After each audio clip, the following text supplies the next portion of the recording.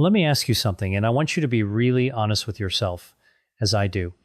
Have you recently received a blood test result that showed your creatinine? Did you nod, take the paperwork, go home, and then spend the next several days quietly searching for answers that either frightened you more or left you more confused than before? If any part of that resonates, you are not alone, not even close. Elevated creatinine is one of the most common findings in adults over 60, and it is also one of the most misunderstood. People are handed a number told that ends right now.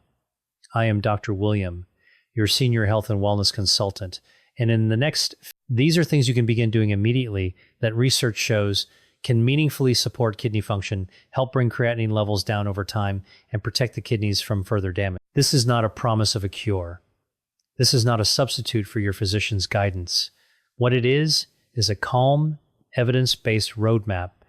This way you can walk into your next appointment as an informed, empowered participant in your own. The steps in this video are supportive and evidence-informed, but serious kidney disease requires professional medical management for everyone else. Let us get into it, because time in kidney health genuinely. What elevated creatinine is actually telling you is the number on the page and what it means.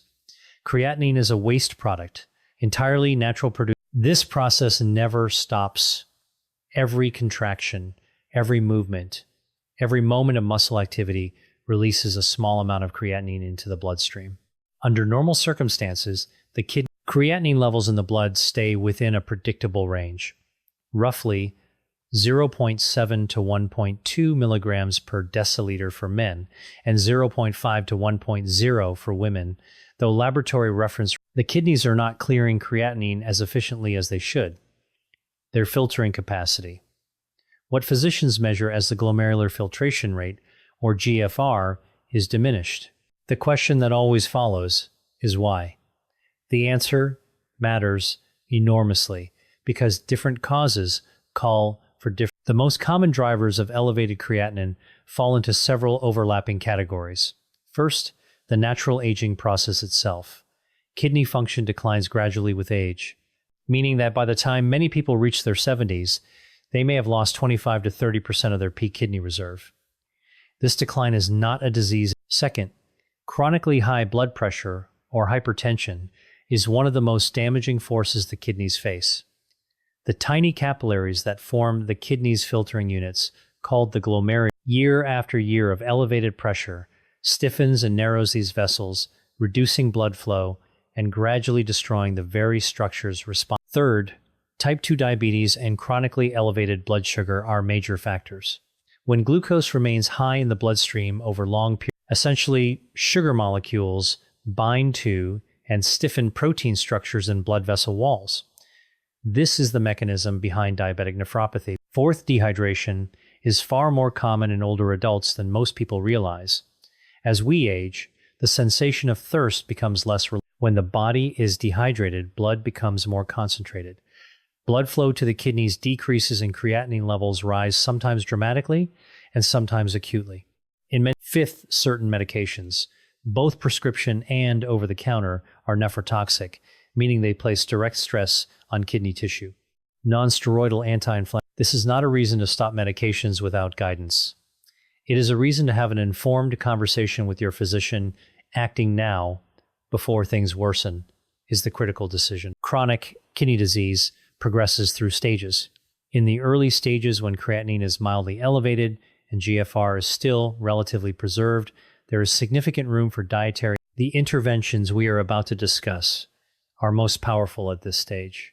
In later stages, when substantial nephron loss has already occurred, the window of greatest opportunity is now in the early and moderate stages. These are the stages where most of the people watching this are likely to find themselves. This is not a moment. It is a moment for precision, for deliberate action, and for doing the right things consistently, beginning immediately. Let us talk about what those things are. Here are the 5 immediate actions: what to do, why it works, and how to start today. Action number 1, hydrate, deliberately, consistently, and starting today. This is the simplest intervention with the most immediate impact. Here's why the kidneys filter blood. They require adequate blood flow to do this work, and blood volume is directly dependent on hydration status. When you are even mildly creatinine, which cannot be excreted without adequate urine output, accumulates for older adults. The relationship with hydration is complicated by a physiological reality that a young person becomes thirsty when they have lost approximately 1 to 2% of body water. An older adult may lose 3 to 4% before feeling the same urge. This means that by the time an older adult feels thirsty, they are already meaningfully dehydrated. Add to this the fact that many older adults deliberately restrict fluid intake to avoid frequent bathroom trips, and you have a population that is chronically underhydrated in ways that most adults with mild to moderately elevated creatinine and normal or near normal urine output should aim for 6 to 8 glasses of plain water per day. This should be adjusted for herbal teas, particularly dandelion root and nettle tea, both of which have mild diuretic and kidney supportive properties in research literature are excellent contributions to daily clear soups and broths, as well as water-rich fruits and vegetables, including cucumbers. You should also limit alcohol, which is dehydrating and carries additional metabolic costs for kidney tissue. Avoid sugary sodas and energy drinks, which add glucose and phosphorus loads the kidneys must manage. Set a water reminder on your phone. Fill a 1.5-liter bottle each morning and make finishing it your daily, non-negotiable. Track your urine color. Pale yellow indicates good hydration, while dark Action number 2. Reduce dietary protein, especially from red meat. This is the dietary change that has the most robust and consistent evidence. It is also the one that most people find counterintuitive, particularly in an era when high-protein diets are widely promoted for older adults. Here is the biology behind it. When you eat protein, especially animal protein, your body breaks it down into amino acids, and his waste products, including urea, uric acid, and creatinine itself, must be filtered out of the blood by the kidneys. The more protein consumed, the greater the volume of nitrogen waste produced, and the harder the kidneys must work to clear it. For kidneys functioning normally at full capacity, this is manageable for kidneys already operating at reduced efficiency, as is the case with elevated creatinine. Multiple clinical trials have demonstrated that reducing dietary protein intake in people with chronic kidney disease slows the rate of GFR decline, meaning it slows the progression of the disease itself. This effect is most pronounced with a reduction in animal protein, particularly red meat. The recommendation for adults with elevated creatinine and reduced GFR is generally to target between 0.6 and 0.8 grams of protein per kilogram of body weight per day. This is significantly lower than the 1.2 to 1.6 grams, often recommended for older adults. For a 70 kilogram person, that means roughly 42 to 56 grams of protein daily.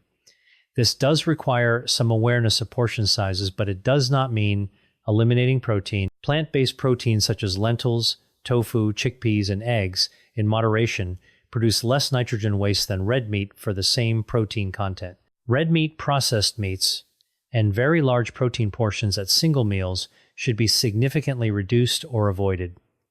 Start today by removing red meat and processed meats. Keep protein portions to roughly the size of your palm at each meal. Discuss your specific. Action number 3. Eliminate salt and hidden sodium from your diet to protect the blood vessels your kidneys depend on. Sodium is When sodium intake is high, the body retains water to maintain appropriate sodium concentration in the blood. This increases blood volume. Increased blood volume raises blood pressure, and elevated blood pressure, as we discussed earlier, is one of the most destructive forces on the kidneys. The kidneys, already struggling to maintain filtration capacity, are now contending with higher pressure being driven through their most sensitive tissues.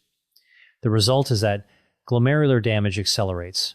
Protein begins leaking into the urine. Creatinine rises further, and the kidneys are pushed further down, a path that becomes progressively harder to reverse. This is roughly half a teaspoon of table salt in total. This is a level that requires attention not so much to the salt shaker, which most people have already reduced, but to the hidden. Processed soups and broths can contain 800 to 1,200 milligrams of sodium per serving. Bread, deli meats, cheese, condiments, sauces, even foods that do not taste particularly salty, like cereals, biscuits, and packaged seasonings, often contain significant sodium. The transition to a low-sodium diet requires reading all labels methodically, looking for sodium content per serving and choosing products with less than 140 milligrams. It requires cooking from whole ingredients rather than packets, and replacing salt-based flavor with herbs, spices, citrus, garlic, ginger, and vinegars. Within 2 to 4 weeks of meaningfully reducing sodium intake, most people with sodium-sensitive hypertension see a measurable reduction in blood pressure. This brings a reduction in the pressure burden their kidneys are. Start today by reading the sodium label on every packaged product you use this week. Replace canned soups with homemade versions using low sodium stock. Remove the salt shaker from the table. Season cooking with garlic, lemon juice, cumin, turmeric, and herbs. Action number 4. Manage blood sugar, even if you are not diabetic. Cutting off one of the kidney's most destructive enemies through blood sugar management, even in people who have not been diagnosed with diabetes, chronically elevated blood glucose causes cumulative damage. This damage follows repeated large glucose molecules attached to proteins in blood vessel walls, stiffening and damaging the glomerular capillaries over time. This process does not announce itself. It unfolds quietly over years, eroding kidney filtration. Research on people with prediabetes, which affects an enormous proportion of adults, over 60 shows that kidney function markers can already be deteriorating during this intermediate phase. Waiting for a diabetes diagnosis before addressing blood sugar, the dietary approach that best protects blood sugar and thereby protects the kidneys centers on 3 principles. First, replace refined carbohydrates with complex fiber-rich ones like vegetables, legumes, whole grains, and low-sugar fruits. Avoid white bread, white rice, pastries, sugar. Fiber slows glucose absorption, reducing the height and duration of post-meal blood sugar spikes. Second, distribute carbohydrate intake across smaller, more frequent meals. Third, incorporate movement after meals. Even a gentle 15-minute walk following a meal has been shown to meaningfully reduce post-meal blood glucose. Muscles actively take up glucose. For those already on blood sugar medication, the above dietary approach complements pharmacological management. Start today by replacing your breakfast starch with a lower glycemic option. Try eggs with vegetables instead of toast and jam or plain Greek yogurt. Action number 5 is perhaps the most important one that people consistently overlook. It requires a conversation with your physician rather than a unilateral decision, but it begins with you doing your homework. When kidney function is reduced, drugs that are normally cleared efficiently can accumulate to higher concentrations in the blood. Sometimes these reach levels that cause direct toxicity to the very kidney too. The most commonly encountered kidney-stressing medications in older adults are non-steroidal anti-inflammatory drugs, or NSAIDs. These include ibuprofen, naproxen, NSAIDs. Reduce prostaglandin synthesis, which are compounds the kidney uses to maintain blood flow through its own filtering structures. Without adequate prostaglandin, for older adults with elevated creatinine, regular NSAID use can cause significant and rapid worsening of kidney function. The conversation with your physician should include a frank discussion of whether NSAIDs can be replaced beyond NSAIDs. The review should encompass antibiotics, because some classes are nephrotoxic and require dose adjustment in reduced kidney function. Your radiologist and physician also need to know your creatinine level before administering contrast. This last category surprises many people, but numerous herbal products have documented nephrotoxic effects. The critical message is ask specifically whether any of them need to be adjusted, reduced, or discontinued given your current kidney function. Never stop a prescribed medication without your physician's guidance. Start today by making a complete list of everything you take, including the dose and frequency. Bring this list to your next medical appointment and ask if any of these are putting additional stress on your kidneys. This single conversation could be one of the most important you have this year. These 5 steps work together, not in isolation. I want to take a moment to make something clear about how these 5 actions relate to each other. Understanding this changes how you approach them. Hydration optimizes blood flow. Protein reduction lowers the waste load. Sodium reduction reduces blood pressure and vessel stress. Blood sugar management. When even 2 or 3 of these are implemented simultaneously, Their effects compound, lower blood pressure, and improve blood flow together, deliver more oxygen to kidney tissue. The biology is synergistic, and the combined impact of multiple protective changes is meaningfully greater than any single intervention. Start with whichever feels most actionable today. Hydration is the easiest entry point for most people, so layer the others in as quickly as you practically can. When considering what to eat here is a simple framework for kidney protective eating, rather than a detailed meal plan. I want to give you a simple framework that makes decision-making straightforward. Foods to prioritize include vegetables of all kinds, except those very high in potassium. If your physician has flagged hyperkalemia, focus on leafy greens, cauliflower cabbage, green beans, broccoli, zucchini, and bell peppers. Choose fruits with lower potassium and phosphorus loads. Prioritize plant-based proteins like lentils, chickpeas, tofu, and tempeh. Use egg whites and small portions of whole eggs or fish and poultry in moderate portions. Include healthy fats such as olive oil, avocado, and walnuts in moderation. Choose foods to reduce significantly or eliminate. Include red meat and processed meats, which carry high nitrogen waste loads. Limit dairy products in large quantities because they are high in phosphorus, which is relevant in more advanced kidney disease. Avoid canned and packaged foods with high sodium content, as well as sugary foods and beverages. Limit alcohol, which is dehydrating and interacts with many medications. And a practical touchstone is this: if it grew in the ground or swam in clean water, it is probably working with your kidneys. If it came in a packet tin or fast food wrapper, it is probably working against them. Monitoring and knowing your numbers over time is essential.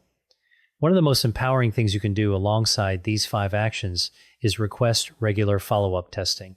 The key markers worth tracking with your physician are serum creatinine and the calculated eGFR. Track the urine albumin to creatinine ratio, which tells you whether protein is leaking into the urine. Monitor blood pressure at each visit, and check HbA1c if you have diabetes or prediabetes. Keep an eye on electrolytes, including potassium and phosphorus. Seeing these numbers improve over weeks and months is not only clinically meaningful, but profoundly motivating. Progress you can measure is progress you will sustain. Always remember that you should be working with your medical team, not around them. Everything in this video is designed to complement your medical care, not replace it. If your creatinine is elevated, the most important professional you can build a relationship with is a nephrologist. Many primary care physicians refer patients to nephrology only when disease is already significantly advanced. If you have not been referred and your numbers are concerning, you can ask your primary care physician whether a nephrology consultation would be appropriate. A renal dietitian is another specialist whose value is consistently underutilized. The dietary management of kidney disease is genuinely complex. Appropriate targets for protein, potassium, phosphorus, and fluid vary significantly depending on the stage of disease. A renal dietitian can create a plan specific to your numbers and your life. I want to close with something that I believe with great conviction. There is a version of the story where you receive a high creatinine result, feel overwhelmed, and put the paperwork in a drawer. Many people take this path, and for them, the next test often shows things getting worse. Then there is a version where you hear the number, feel the weight of it, and then decide deliberately and calmly that you are going to do something about it. You are going to drink more water, eat less salt, reduce red meat, take a walk after dinner, and bring your medication list to your next appointment. You are going to treat your kidneys with the same attentiveness and respect that they have given your body silently for every year of your life. The kidneys are extraordinarily resilient organs. They have significant reserve capacity, and in the early and moderate stages of disease, they respond meaningfully to the right conditions. What we have covered today are exactly those right conditions. Consistency over weeks and months changes the story. You are not a bystander in this. You are the most important participant in your own kidney health, and you now have a clear, actionable plan. Start today, not tomorrow, and not after the next test. Start with a glass of water, a phone call to your physician's office, and the quiet decision that your kidneys deserve better. I am Dr. William, and I am genuinely glad you were here for this conversation. Look after your kidneys because they are looking after everything else.